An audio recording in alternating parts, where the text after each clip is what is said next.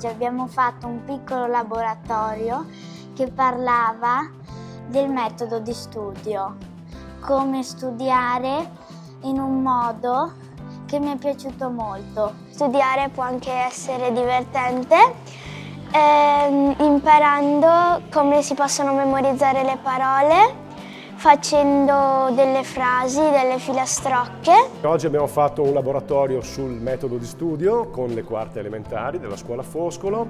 Devo dirlo, è stato veramente divertente e appassionante perché è bellissimo vedere i bambini che si appassionano, si ingaggiano, si divertono e vogliono continuare a studiare. Quando noi parliamo di studio, di apprendimento o di ricordare molte informazioni, associamo questi concetti a qualcosa di faticoso e di noioso. La sfida di questo laboratorio era invece dimostrare ai bambini e vivere con loro un modo di studiare che sia veramente appassionante e divertente.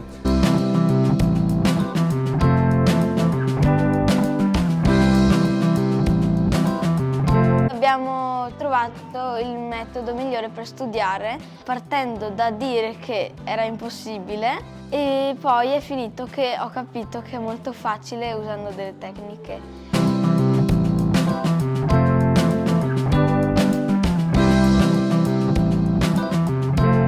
Facendo storielle o anche filastrocche piccole per ricordarci tante parole. Ci ha portato anche a capire che le parole che erano scritte non erano cose inutili, ma erano cose molto importanti.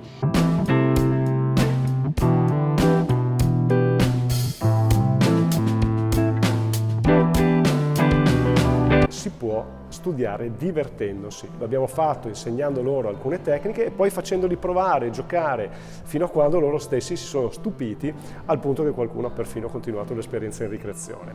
Tutto ciò significa che noi educatori, quando vogliamo trasmettere qualche messaggio, dobbiamo fare in modo che i bambini facciano esperienza di quel qualcosa al quale vogliamo condurli. Anziché fare la lezione frontale, possiamo appassionarli ai nostri valori e contenuti attraverso dei giochi, delle attività interattive come quelle che abbiamo realizzato oggi. E all'inizio io non mi ricordavo e dopo ci ha fatto vedere 20 parole, le abbiamo studiate e io ne ho fatte soltanto 8. Mi hanno spiegato un trucco, cioè fare una storia in queste parole e mi sono divertita molto e alla fine me ne sono ricordate. Poi ci ha detto di riassumerle in una storiella strana, ci abbiamo provato e le ho fatte tutte 20. Strano, divertente, non me l'aspettavo. È stato bellissimo, soprattutto mi ha aiutato molto a studiare. Questo laboratorio vorrei rifarlo perché è una bella esperienza. Ci sono molti metodi e qualsiasi metodo che noi pensiamo che non sia utile, invece lo è. Mi è piaciuto questo lavoro e mi piacerebbe rifarlo ancora.